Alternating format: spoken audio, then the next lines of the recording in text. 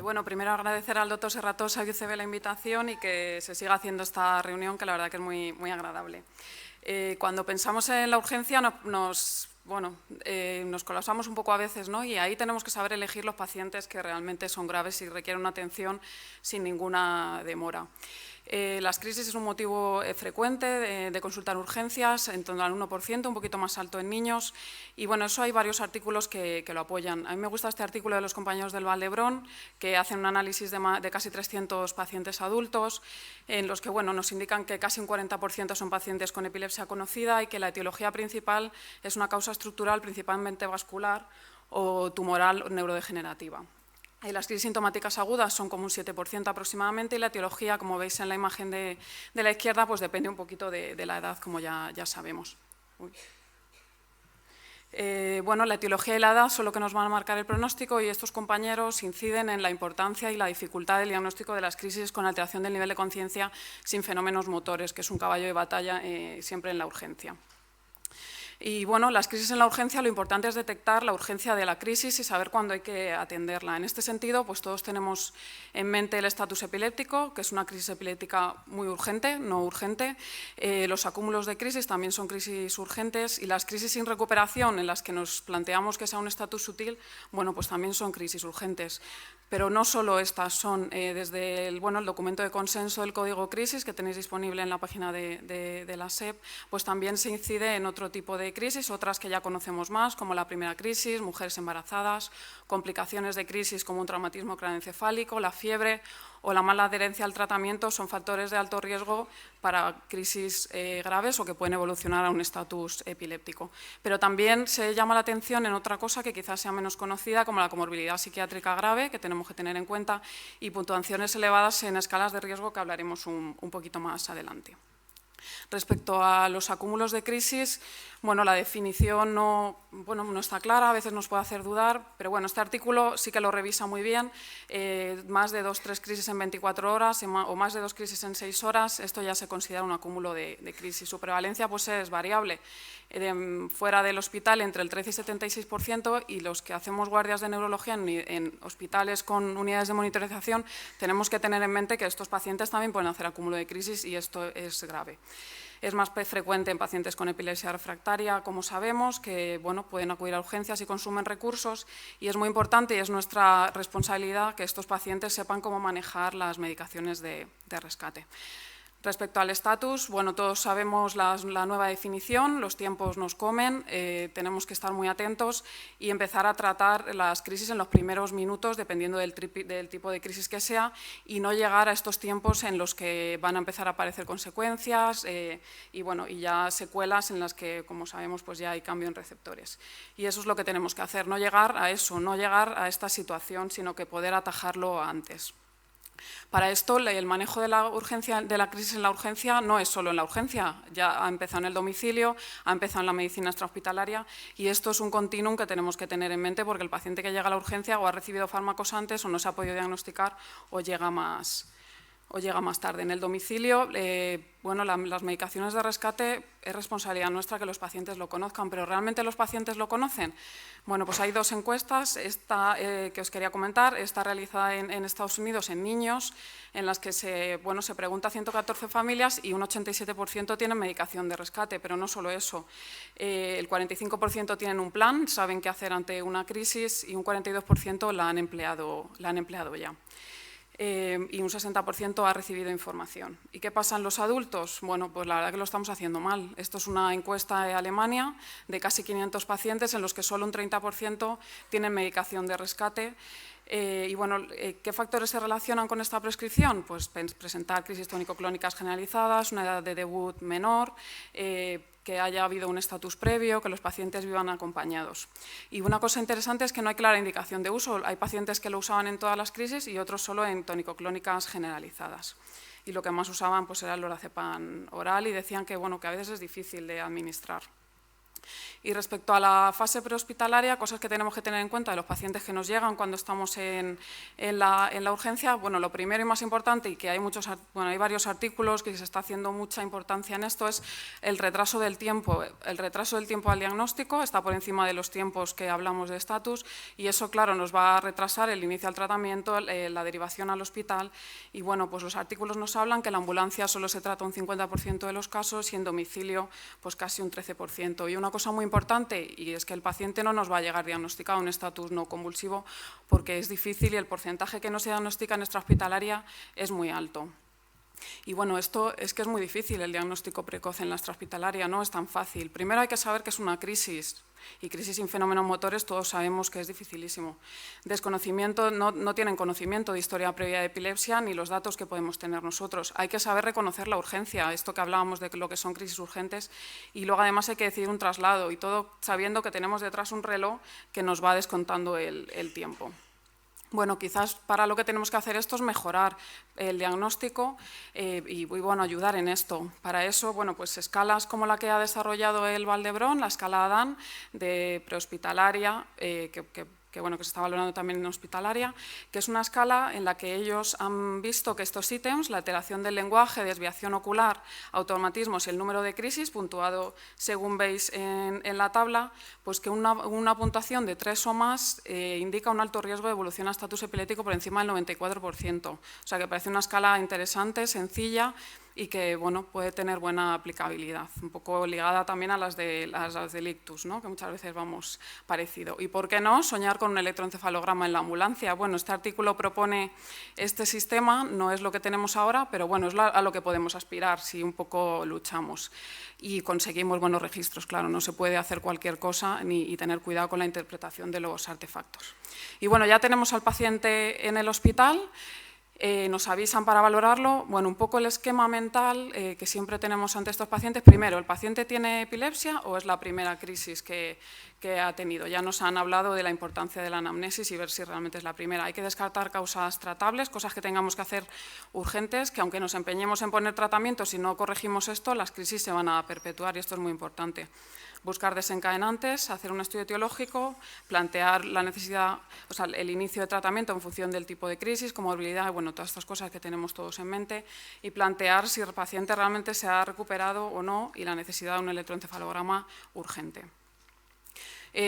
Supuestos, primero, una crisis que se ha recuperado. Si el paciente tiene una epilepsia conocida, pues pensar posibles desencadenantes de alto riesgo, como nos habla el consenso, como olvido de dosis o mal cumplimiento, infecciones, que no haya dormido bien. Muy importante la privación de benzodiazepinas y el riesgo de que estos pacientes hagan estatus o bueno, otros fármacos. Y como siempre, pues corregir desencadenantes, ajustar tratamiento. Y bueno, en estos pacientes sí que hay que plantear también una consulta pronto, no que el paciente se le vea, o también hablar con su neurólogo habitual, que esto sería un poco lo ideal. Es importante saber los pacientes qué opinan de su estancia en urgencias, si merece la pena, cuánto tiempo queda en observación, con el riesgo de que no duerman, que no les demos el tratamiento. Bueno, pues un poco los pacientes, en este artículo es muy chulo de Australia, que hablan de la opinión de los pacientes.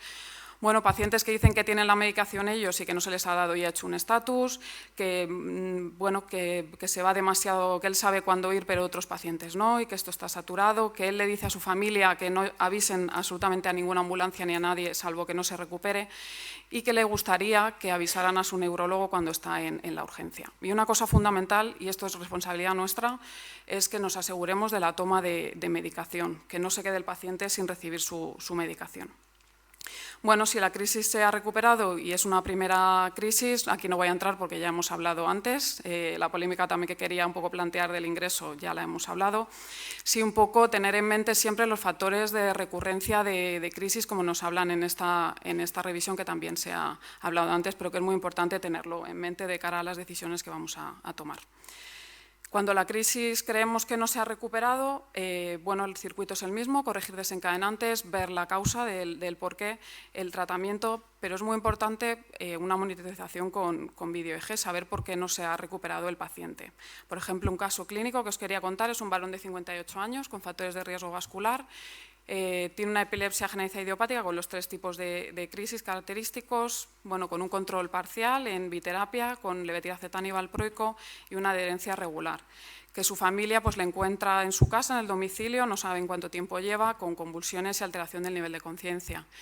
Avisan los servicios de emergencia, se pone benzodiazepinas y el paciente pues, sigue somnoliento, un poquito confuso y, bueno, y así llega al hospital. Y entonces, ¿qué tenemos aquí? ¿Qué es este paciente? Esto es un postcrítico, esto es un estatus no convulsivo. ¿Qué hacemos? Pues es que no tenemos más herramientas que un electroencefalograma en ese momento. Este paciente en concreto, bueno, pues como veis, tiene descargas generalizadas de polipunta, punta onda generalizada, que después del tratamiento con midazolam pues fue mejorando, el paciente se recuperó clínica y eléctricamente y el paciente lo que tenía era un estatus sutil. Pero es que esto no lo podemos diagnosticar de ninguna otra forma que no sea con un vídeo EEG si el paciente no se ha recuperado o tenemos dudas. Bueno, los estudios con vídeo EEG urgente de monitorización continua en UCI pues, están publicados desde los años 90, que se detectan estatus no convulsivos y crisis sutiles que no se habían percibido. Y en las guías de neurocríticos se considera que el vídeo EEG hay que hacerlo lo antes posible, pero es que lo antes posible son 15-60 minutos cuando tú tienes la idea de que un paciente puede estar en un estatus no convulsivo, no 24 o 48 horas. Aún a pesar de eso, pues no disponemos, como todos sabemos, de monitorizaciones urgentes. En los últimos años, pues lo que se está intentando hacer es crear equipos que nos muestren electros reducidos, como por ejemplo este de un grupo de Japón, ¿no? en la UBI, que crean estos registros. Y bueno, pues se ve que mejora la detección de estatus no convulsivo y mejor cuanto antes. Y bueno, no solo en la UCI, realmente en la urgencia tenemos muchos pacientes que están confusos, que no hagan alteraciones del nivel de conciencia no recuperados y bueno, pues que se plantea la necesidad del electroencefalograma. Por ejemplo, en este artículo, esto es también un montaje reducido que se transmite la señal vía Wi-Fi y que lo interpretan en neurólogos. Y bueno, esto parece desde luego interesante. El Ceribel, que es que os quiero, nos lo presentaron en el Congreso de Estatus Epiléptico, que esto es también un montaje reducido, que lo llaman el estetoscopio del cerebro y ahora veréis por qué. Bueno, es sencillo, es esta banda, se pone en la cabeza, es un montaje reducido, como veis ahí en la imagen. Y os quería mostrar un vídeo sobre el registro, sobre lo que se ve y lo que se oye cuando se le pone a un paciente. Bueno, esta es la máquina, pequeñita. Esto es lo que se oye en un paciente normal. Sería un electroencefalograma normal.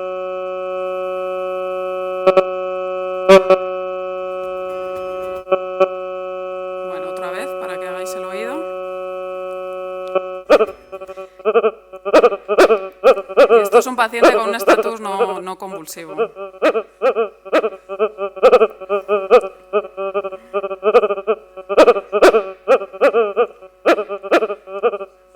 Bueno, este aparato se va a hacer un ensayo clínico en Estados Unidos, en la urgencia, pues esperemos nos den resultados y bueno, pues ya veremos lo que realmente sirve y los falsos o no positivos que tiene.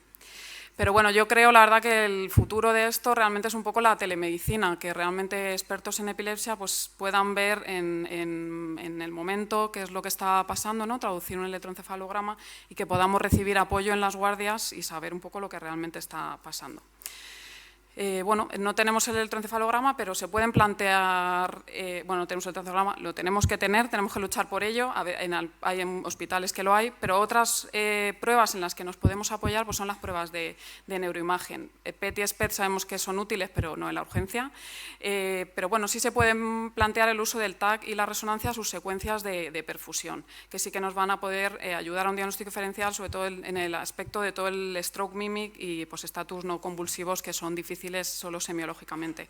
En el momento ictal se puede ver una hiperperfusión y en el periodo posictal o perictal una hipoperfusión o a veces puede ser normal en un porcentaje alto. Bueno, esto claro nos hace plantearnos el diagnóstico con el ictus, que también te encuentras esa hipoperfusión, pero bueno, cosas que nos pueden ayudar, primero, que no haya una oclusión de gran vaso y luego que en las crisis no suelen ser zonas vasculares, sino que bueno, es una zona algo que no sigue solo la secuencia vascular.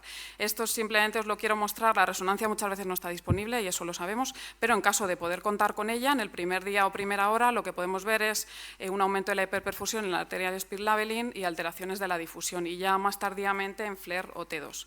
Quizás lo que tenga más interés es la aplicación de tal de perfusión, aprovechando la ola del ictus y que está disponible pues, en muchos hospitales. Y de esto cada vez empieza a haber más casos y series de casos y parece una herramienta interesante. Nosotros no tenemos TAC de perfusión ni para status ni para ictus, entonces bueno, le agradezco a la doctora Falip que nos deje este caso para un poquito ilustrarlo. Se trata de un varón de 83 años con factores de riesgo vascular y un ictus antiguo que tiene una epilepsia focal sintomática vascular que siguen en la consulta, en tratamiento con levetiracetam y con un control bueno, que viene a la urgencia por un episodio brusco, alteración del nivel de conciencia, con nistamo a la derecha y clonías semicorporales derechas, que les parece un estatus, inician tratamiento con clonazepam y levetiracetam, desaparecen todos estos fenómenos motores, pero el paciente queda con alteración del nivel de conciencia, somnoliento y no acaba de recuperar.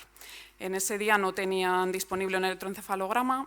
Bueno, se hace un escáner que se ven pues estos infartos antiguos y no tienen disponible un electroencefalograma, pero sí un TAC de perfusión. Y como veis en la imagen, lo que se ve es una hiperperfusión en región frontoparietal izquierda que les apoya el diagnóstico de un estatus epiléptico y pues siguen con el tratamiento farmacológico. Pudieron hacer un electroencefalograma 48 horas después, que el paciente seguía con la clínica, o sea, es un estatus bastante refractario y se veía que el paciente seguía con crisis.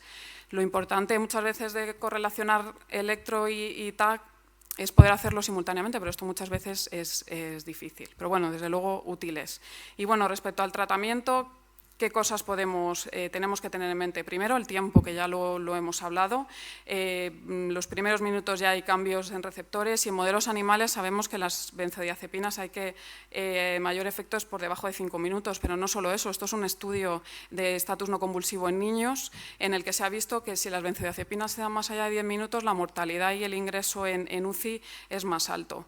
Pero los estudios lo que nos dicen es que solo el 70% de los pacientes reciben benzodiazepinas y el 60% en dosis infraterapéutica. O sea, aquí tenemos mucho margen de mejora y esto es importante.